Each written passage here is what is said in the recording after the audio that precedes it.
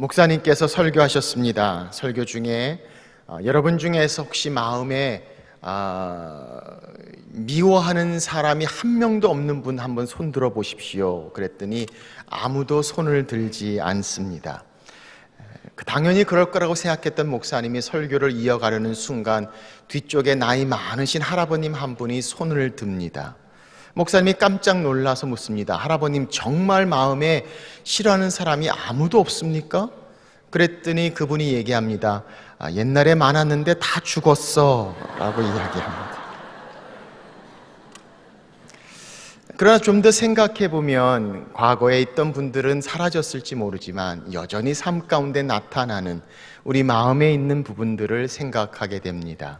우리가 상처를 준 사람들, 우리가 받은 상처의 모습들, 삶 가운데 여전히 등장하는 우리의 일상의 모습이 아닌가 싶습니다. 우리는 그렇게 누구나 다 용서받고 싶습니다. 불완전한 인간이기에 다 용서를 필요로 합니다. 그럼에도 불구하고 용서하는 것이 결코 쉽지 않다는 사실을 우리는 경험해 보게 됩니다. 아니, 어떤 경우에는 용서란 단어를 쓴다는 그 자체만으로도 너무나 견디기 힘든 상황을 경험해 보기도 합니다. 용서가 안 된다고 이야기합니다. 용서할 수 없다고 이야기합니다. 아니, 용서하고 싶어도 어떻게 해야 할지 모르는 우리들의 마음을 우리는 발견하기도 합니다. 예수님이 용서하라고 말씀하셨다는 그 말씀에 순종해야 됨을 알면서도 마음이 움직여지지 않는 용서의 문제 앞에 더 큰 죄책감을 가지고 힘들어하기도 합니다.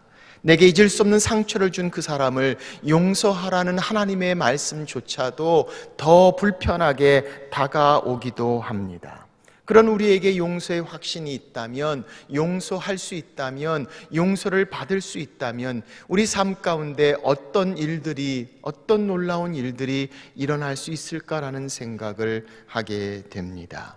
성경은 용서에 대해서 무엇이라고 말씀하시는가? 오늘 용서의 영성, 하나님이 말씀하시는 용서에 대한 이야기, 성경을 통해서 우리에게 말씀하십니다. 용서에 대한 성경 말씀 가운데 가장 두드러지게 등장하는 본문이 있다면 오늘 저희들이 함께 봉독한 하나님의 말씀, 마태복음 5장 23절과 24절의 말씀입니다. 우리 다시 한번 같이 읽겠습니다. 시작.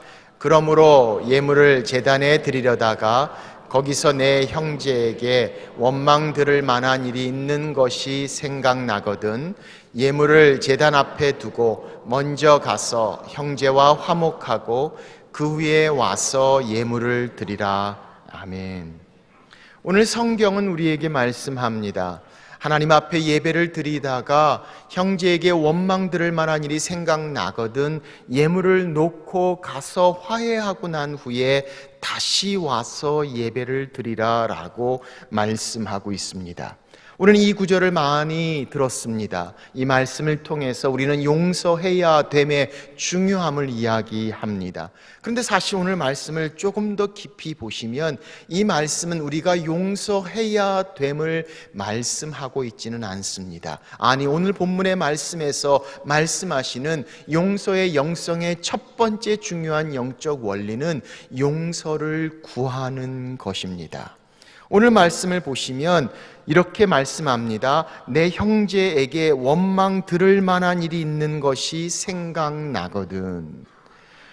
우리가 잘못한 것을 이야기합니다. 그들이 잘못한 것을 용서해 주라는 얘기가 아니라 우리가 원망을 들을 만한 일들, 우리가 상처를 주고 우리가 마음을 아프게 하고 우리가 힘들게 하고 우리의 연약함과 우리의 부족함 때문에 고통을 준 그 일들이 생각이 나거든 예물을 놓고 가서 화해하라라고 말합니다. 용서를 구하라고 성경은 말씀하고 있습니다.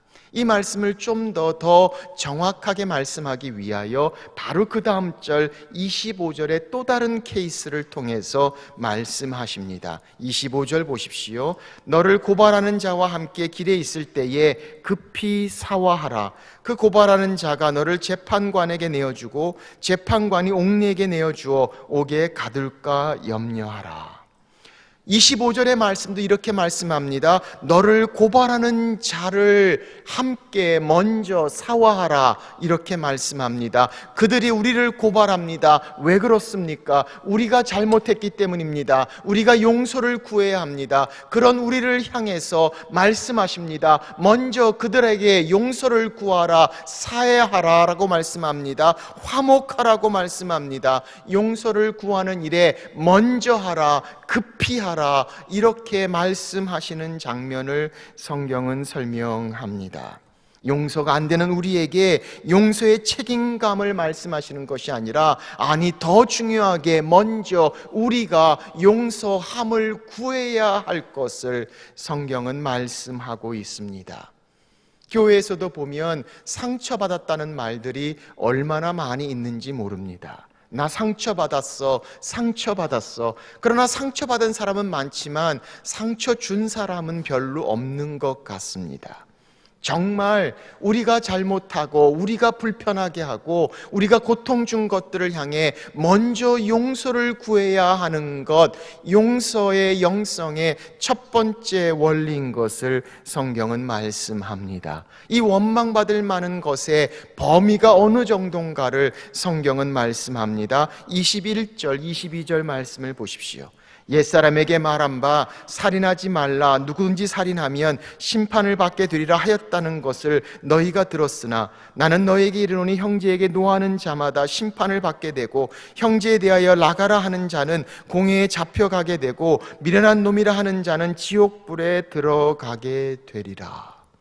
성경은 뭐라고 말씀하십니까? 십계명에서 주님께서 말씀하셨습니다. 살인하지 말라. 그러나 손에 칼을 쥐고 살인하지 않아도 마음으로 살인하는 것, 마음으로 욕하고 마음으로 힘들게 하고 마음으로 미련한 자라고 이야기할 때 마치 똑같이 영적으로 살인하는 것과 같다고 말씀하시며, 그렇게 마음을 힘들게 하고 그렇게 상처를 주고 그렇게 고통을 주고 그렇게 그들에게 원망을 들을 만한 마음의 것들을 내가 행했다면, 오늘 성경은 말씀합니다. 예물을 두고 가서 용서를 구하고 화해하고 돌아와서 다시 예배를 드리라라고 말씀하고 계시다는 겁니다. 먼저 빛을 탕감하라고 말씀합니다. 먼저 다 갚고 깨어진 관계를 회복하라고 성경은 우리에게 말씀하고 있습니다.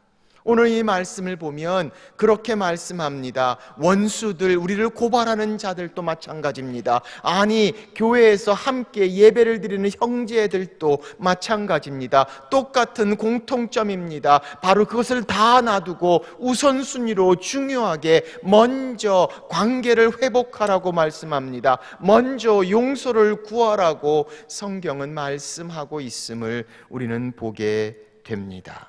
이 말씀 한번 자세히 살펴보십시오. 오늘 성경은 하나님께 예물을 드리다가 경배하며 예배의 장면을 말씀합니다. 그런데 내가 마음으로 상처 준 사람들이 생각난다면 그 예배를 놔두고 바로 나가서 그 형제 자매에게 용서를 구하고 회복하며 화해를 하고 와서 예배를 마저 드리라고 말씀하고 있다는 겁니다. 이 말씀이 실제로 우리 삶 가운데 지금 이 순간에 여전히 적용될 수 있는 말씀이란 사실을 한번 생각해 보십시오. 오늘 여러분들이 예배 나왔습니다. 예배 중에, 찬양 중에, 말씀 중에 그렇게 우리 마음 가운데 마음을 아프게 하고 상하게 하고 상처를 주고 내가 정말 부족함과 연약함 때문에 용서를 구해야 될 사람들이 생각난다면 이 자리에 떠나서 가서 먼저 화해하고 용서를 구하고 그리고 다시 와 예배를 드리라는 겁니다. 이 말씀이 실제로 우리 삶 가운데 지금 이 순간에 적용된다고 한다면 몇 명이나 남아서 예배를 드릴지 제가 좀 걱정이 됩니다. 아마 많은 분들이 이 자리를 먼저 떠나야 되지 않을까라는 생각을 합니다. 사랑하는 여러분, 오늘 성경은 우리에게 말씀합니다. 하나님 앞에 나오는 것보다 더 중요한 것, 용서를 구하라고 우리에게 말씀합니다. 용서의 목적은 단순히 미안함을 이야기하는 것이 아니라 관계의 회복을 말씀합니다. 관계의 화해됨을 말씀하십니다. 주님께서는 그것부터 먼저 하라고 말씀하고 계시다는 사실을 성경은 설명합니다. 그것은 단순히 미안한 마음을 품는 것으로 끝나지 않습니다. 아니, 미안하다고 말하는 것으로 끝나는 것이 아닙니다. 성경은 우리에게 말씀합니다. 예물을 놓으라고 말합니다. 일어나 나가라고 이야기합니다. 가서 화해하고 다시 돌아오라고 이야기합니다. 계속되는 동사와 액션의 행동이 따르는 것을 우리는 보게 됩니다.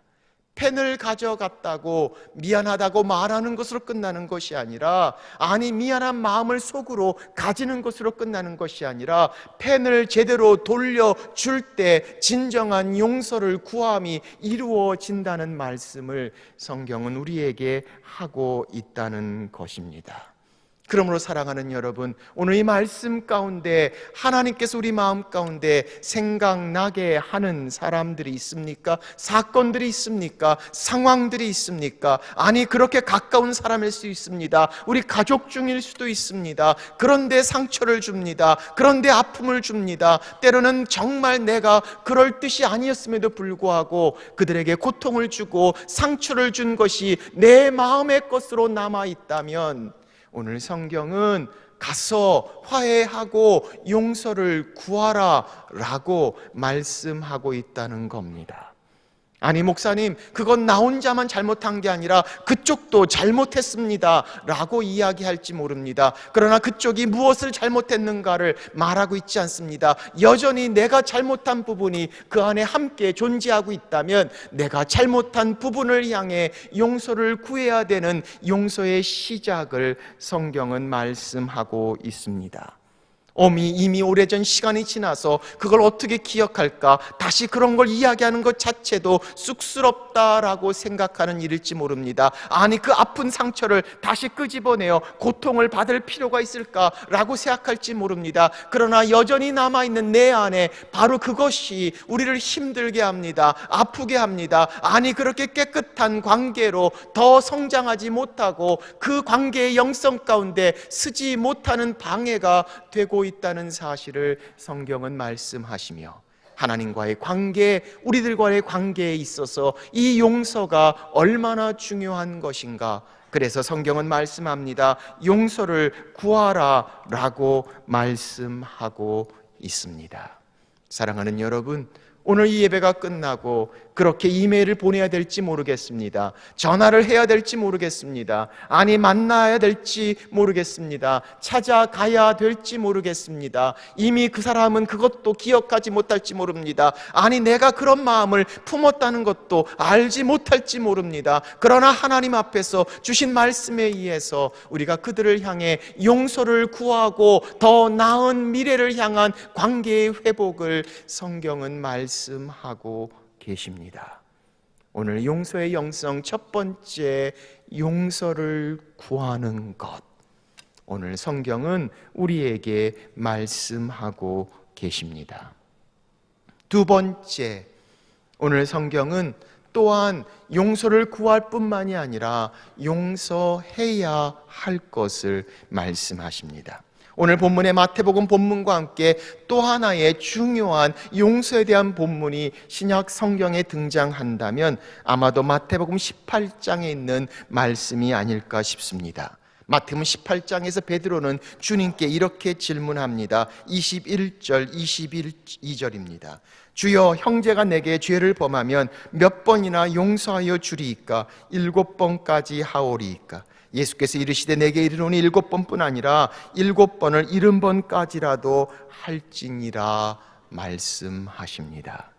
용서를 구하고 화해하고 먼저 가라고 말씀하신 주님께서 두 번째로 이 본문을 통해 또한 우리가 그렇게 용서해야 할 것을 말씀하시고, 베드로의 질문을 통해서 용서에 대하여 가르치시는 장면을 우리는 발견합니다.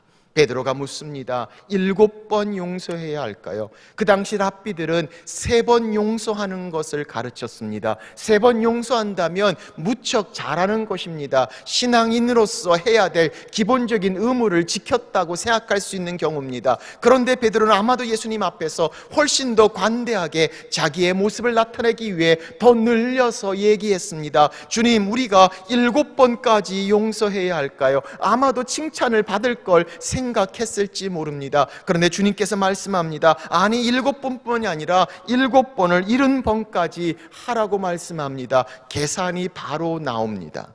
490번의 계산이 나옵니다. 490번을 하라는 뜻일까요? 아니, 오늘 이 말씀은 주님께서 용서는 계속되어야 함을 말씀합니다. 용서는 끊임없어야 함을 말씀합니다. 멈추어지는 용서가 아니라 한번 선포되고 끝나는 용서가 아니라 그 용서가 온전히 이루기까지 계속되는 용서의 모습, 490번 이상 되는 용서의 모습을 성경은 말씀하고 있습니다. 이 말씀 직후에 바로 그 용서함을 가르치시기 위해 그 유명한 하나님의 말씀이 선포됩니다. 바로 악한 종의 비유가 등장합니다. 왕에게 1만 달란트를 빚진 종이 있었습니다. 이 1만 달란트는 지금 돈으로 환산하면 약 4조 2천억 원 정도가 됩니다. 안 놀라십니까?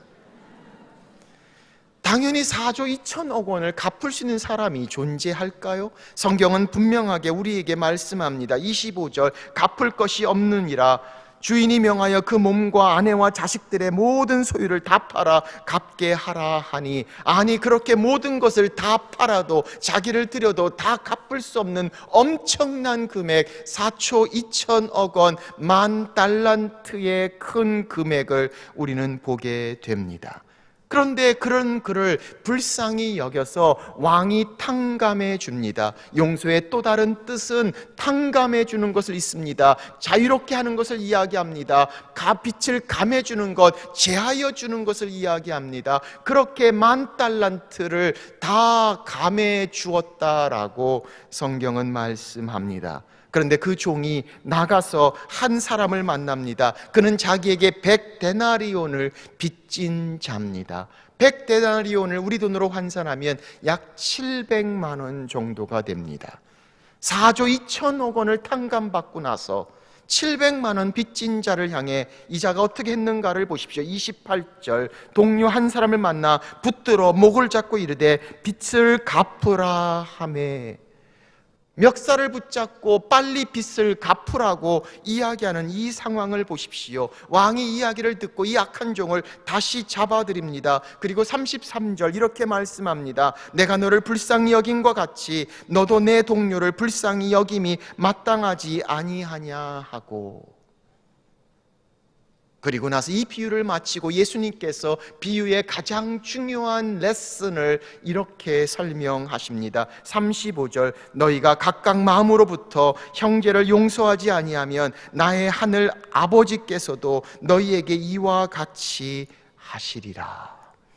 성경은 우리에게 말씀합니다. 우리의 용서하심 앞에 하나님의 용서하심을 이야기하지 않고는 우리의 힘으로 능력으로 용서할 수 없음을 성경은 말씀하고 있습니다. 아니, 700만 원, 바로 이 100데나리온 빌린 것 무척 적지 않은 금액입니다. 그런데 1만 달란트의 탕감을 기억하지 못한다면 결코 탕감해 줄 수 없는 금액이란 사실을 우리는 생각하게 됩니다.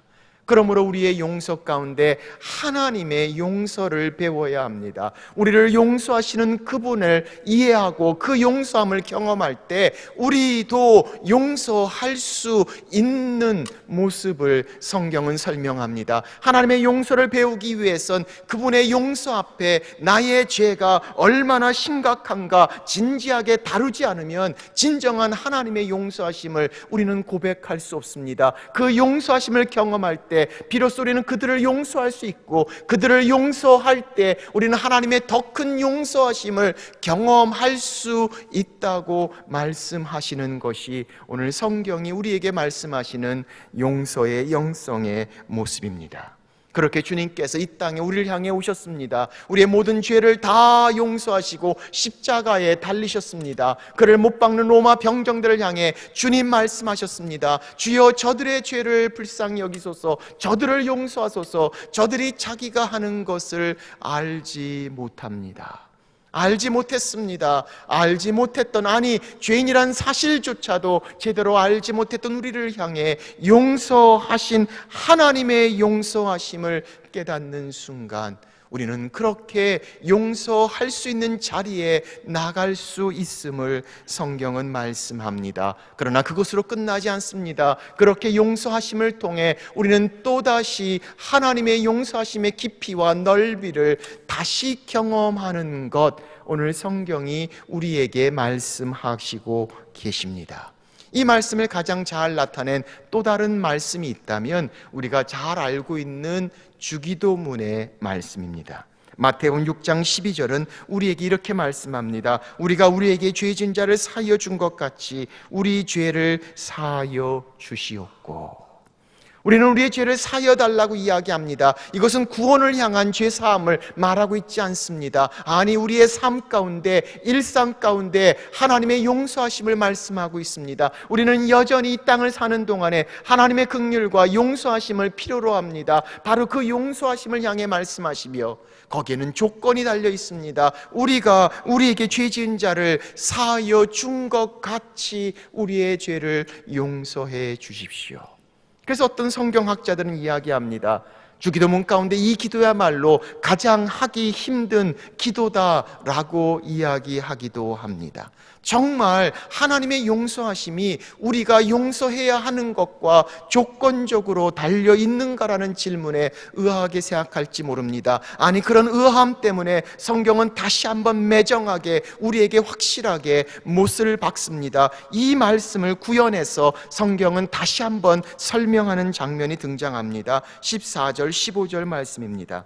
너희가 사람의 잘못을 용서하면 너희 하늘 아버지께서도 너희 잘못을 용서하시려니와 너희가 사람의 잘못을 용서하지 아니하면 너희 아버지께서도 너희 잘못을 용서하지 아니하시리라. 그렇다면 우리는 질문해 봅니다. 하나님께서 왜 이렇게 매정하게 강력하게 우리의 용서함을 중요하게 여기시는가라는 질문을 던져 봅니다. 오늘 그 이유는 그렇습니다. 오늘 이 용서함이 없을 때 바로 우리가 우리 가운데 갇혀 있는 존재가 되기 때문입니다. 이 용서함을 통해서 과거의 잘못된 고리에서 해방시키고자 하는 하나님의 마음을 봅니다. 이 용서함이 없다면 여전히 불안하고 여전히 수치와 여전히 분노와 여전히 노여움 가운데 놓여있는 우리 자신들의 모습을 주님은 아시기에 우리를 새롭게 하시고 변화할 수 없는 과거의 것들에서부터 새로운 용서의 문을 여시며 미래를 여시는 하나님의 용서의 길을 성경은 설명하고 있습니다. 용서는 상처를 부인하는 것이 아닙니다. 용서는 내 잘못이 아님에도 불구하고 여전히 내 것인 것처럼 그들의 온전치 못한 비난을 받아들이는 걸 말하고 있지 않습니다. 용서는 너그럽게 눈 감고 그냥 지나가는 것이 아닙니다. 용서는 하나님께서 우리에게 주신 하나님의 용서하심을 경험하고 그렇게 그들을 향해서 과거의 잘못된 고리에서부터 해방되어지는 것을 이야기합니다. 과거의 지배에서부터 새롭게 되는 새로운 지혜를 말씀하고 있습니다. 하나님께서는 그렇게 우리를 자유케 하시고 새롭게 하시고 그래서 7번을 70번까지도 용서하라고 말씀하시는 하나님의 용서는 바로 여러분과 저를 향한 하나님의 사랑을 말씀하고 있기 때문입니다.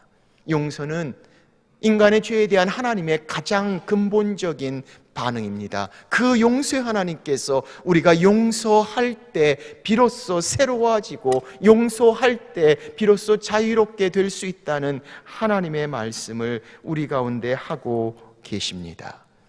우리 교회 안에서도 진짜 용서가 있는가라는 질문을 던져봅니다. 아니, 세상의 어떤 곳에서보다 가장 용서에 대한 이야기를 많이 하고 있음에도 불구하고 우리 공동체 안에서도 정말 용서가 존재하는가? 5년 전, 10년 전 그때 그 상황과 판단과 평가를 여전히 그대로 가지고 있는, 그 고통과 상처와 아픔을 그대로 가지고 있으며 그것 때문에 움직이고 그것 때문에 반응하고 있는 우리 자신들을 바라본다면, 오늘 성경은 우리에게 말씀합니다. 용서는 과거의 잘못된 고리를 자유케 하는 것입니다. 깨끗게 하는 것입니다. 그리고 새로운 미래를 향해 나아가는 회복, 바로 화해의 시간을 성경은 말씀하고 있습니다.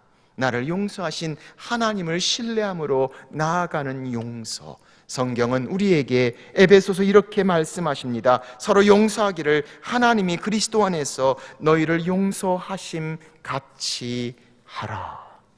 성경은 용서하라 말씀하고 계십니다. 우리는 이야기할지 모릅니다. 아니, 그 사람이 어떤 일을 했는가를 안다면 용서하란 말이 쉽게 나오지 않을 거라고 이야기하는 분이 있을지 모르겠습니다. 그들이 잘못했는데 용서를 구하지도 않는데 내가 왜 용서해야 되냐고 생각하는 분들이 있을지 모르겠습니다. 그러나 사랑하는 여러분, 용서하지 않는 쓴뿌리가 내게 독이 되고 있음을 말씀하고 있습니다. 용서하지 않는 고통과 상처가 여전히 나의 분노와 노여움과 수치 가운데 내게 독이 되고 내게 해가 되고 있음을 말씀하시고, 오늘 그 용서에서 자유케 하시는 하나님을 통해 우리를 치유하시고 새롭게 하시는 하나님을 성경은 말씀하고 있습니다. 몇 달 전 6월 달에 미국을 경악해 하는 한 사건이 발생했습니다. 사우스캐롤라이나에서 임마누엘 아프리칸 처치, 감리교회라는 아주 유서 깊은 미국 흑인 감리교회에서 성경 공부 중에 한 백인 청년 21살 된 딜런 로프라는 사람이 그만 9명의 성도들을 총으로 사살한 사건이 있었습니다. 성경 공부를 향해 모였던 흑인 교회입니다. 그런데 백인 청년이 들어와서 그들 9명을 총으로 사살했습니다. 그 사건 이후에 얼마나 놀라운 일들이 일어나는지 모릅니다. 며칠 후에 공판이 열렸고 사우스캐롤라이나 주법에 의하면 항상 마지막 결정을 하기 전에 그 유족들이 가해자들에게 말할 수 있는 기회를 주는 관례가 있습니다. 이 법정에 있는 내용들이 그냥 TV로 그대로 방영됩니다. 물론 유족들의 얼굴들은 나와 있지 않지만 그들의 목소리는 분명하게 들려지는 화면 처리를 통해 한 명 한 명 유족들이 나와서 가해자인 그 청년을 향해 이야기하는 장면이 미국에 방영되게 되고, 그 방영은 전 미국을 향해 얼마나 뜨거운 도전의 마음을 주었는지 모릅니다.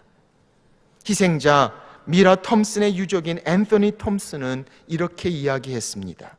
나는 너를 용서하고 우리 가족도 너를 용서한다. 내가 우리의 용서를 참회의 기회로 삼아 지금보다 더 나은 사람이 되기 바란다. 자기의 아들을 잃은 샌더스는 이렇게 얘기합니다. 우리는 두 팔을 벌려 너를 성경 모임에 받아들였지만 너는 내가 알기로 세상에서 가장 아름다운 사람들을 죽였다. 내 몸에 있는 살 오락이 하나하나가 모두 아프고 나는 예전처럼 살아가지 못하겠지만 하나님께서 너에게 자비를 베풀기를 기도하겠다. 어머니를 잃은 네이슨 콜리어는 이렇게 이야기합니다. 너를 용서해달라고 하나님께 기도하겠다. 엄마를 다시 안을 수 없고 함께 얘기도 할 수 없으며 많은 이들이 너 때문에 고통스럽지만 하나님은 너를 용서할 것이고 나도 너를 용서한다. 할아버지를 잃은 엘레나 시먼스는 이야기합니다. 할아버지와 다른 희생자들이 증오의 손에 의해 돌아가셨지만 모두가 당신의 영혼을 위해 기도하고 있다. 이는 우리가 사랑으로 살아왔으며 이번 사건도 사랑을 유산으로 남길 것이며 증오는 결코 사랑을 이길 수 없는 것을 보여주는 증거라고 울먹거립니다. 이 사건이 있고 난 후에 그 교회 앞에는 수많은 흑인 성도들이 모여서 전에 불렀던 인권운동에 불렀던 찬송가를 눈물을 흘리며 손을 잡고 함께 불렀던 사건을 방영합니다. We shall overcome, 우리가 다시 승리하리라 라는 찬양을 불렀던 그들. 용서. 사랑하는 여러분, 오늘 성경은 우리에게 말씀합니다. 하나님께 예물을 드리다가 원망받을 만한 일들이 생각나거든 놓고 가서 용서하고 용서를 구하고 그리고 돌아와서 예배를 드리라고 우리에게 말씀하고 있습니다. 오늘 이 용서의 모습을 우리에게 가지고 있다면 과거의 것들은 바꿀 수 없지만 미래를 향해 새롭게 변화시키는 용서, 오늘 용서의 영성으로 말씀하시는 하나님, 여러분과 제 삶 가운데 말씀하시기를 주의 이름으로 축원합니다. 우리 같이 기도하겠습니다. 우리 시간 한번 조용히 주님 앞에 나아갑니다. 우리 마음 가운데 떠오르는 사람들이 있습니까? 내가 용서를 구해야 될 사람, 아니 내가 용서해야 할 사람. 정말 용서하고 싶지 않습니다. 내가 와서 용서를 구한다면 한번 생각해 볼 듯하지만 내가 그를 용서한다는 것 내키지 않지만 오늘 그 용서의 하나님 앞에 내가 용서받은 10,000달러, 10,000탈란트를 이해한다면 오늘 그 용서 앞에 나아갑니다.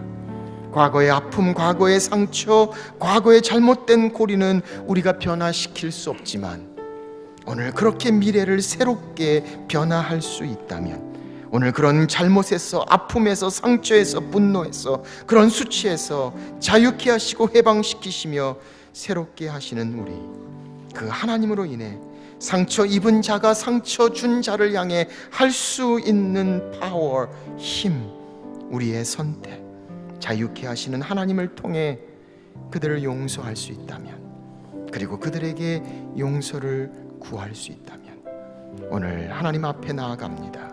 그리고 내게 말씀하시는 그 사람, 그 사건, 그 상황을 통해 용서를 구합니다. 그렇게 make it right, 화해하고 새롭게 할 수 있도록, 행동으로 움직일 수 있도록, 그리고 그렇게 용서를 해줄 수 있도록, 그래서 진정한 자유와 평강 가운데 미래를 향해 나아갈 수 있도록 이 시간 주신 말씀 가운데 주님 앞에 기도하며 나아갑니다. 같이 기도합니다.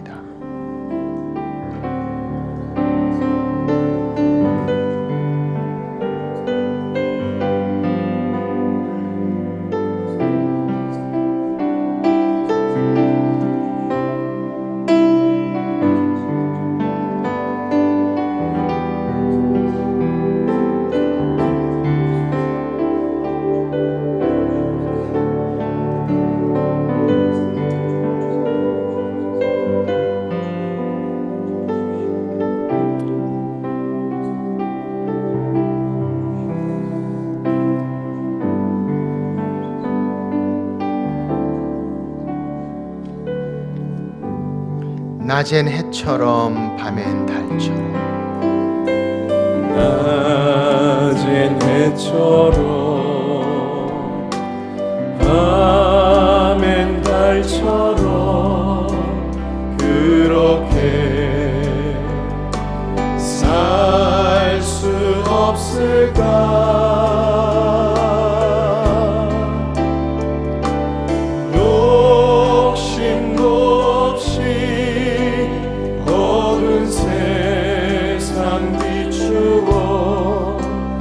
온전히 남을 위해 살듯이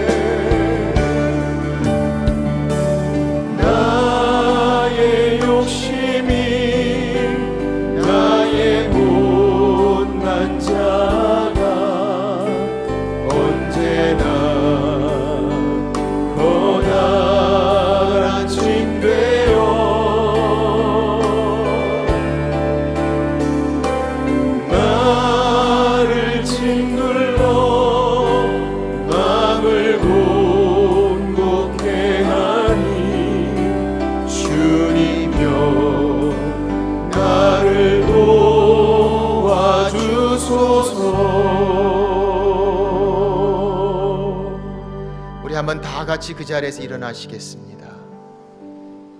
우리 같이 기도합니다. 주님, 우리를 도와주옵소서. 그렇게 깨어진 관계 가운데, 상한 심령 가운데, 때로는 분노와 수치 가운데 말할 수 없는 상처, 주고 받은 아픈 것들 오늘 하나님 앞에 내어놓습니다. 우리를 정령 자유케 하시기를 원하시며 진리와 평강으로 인도하시기를 원하시는 하나님, 우리 마음의 모든 쓴뿌리들을 주님 앞에 내어놓으며 오늘 그렇게 형제와 자매들 앞에 나아가기를 원합니다. 용서를 구하게 하시고 용서하게 하시고 오늘 그 용서의 하나님을 만나는 우리가 되도록 하나님 도와 주옵소서. 우리 가운데 깨어진 관계가 화해되게 하시며 새로워지게 하시며 바꿀 수 없는 과거를 향해 이제는 변화되는 새로운 미래가 펼쳐지게 하시고 그렇게 온전히 주님으로 안에 다시금 풍성해지며 치유되며 새로워지는 우리가 되도록 용서의 영성으로 우리를 인도하여 주옵소서. 이제는 그렇게 우리를 위하여 십자가에 달리신 예수 그리스도의 은혜와 독생자 아들을 죽기까지 내어주신 하나님 아버지 무한하신 사랑과 성령의 교통 함께 하심이 오늘 용서의 하나님 앞에서 용서를 구하며 용서하며 용서의 영성으로 나아가는 하나님의 자녀들 위해 이제부터 영원토록 함께 하시기를 간절히 축원하옵나이다. 아멘.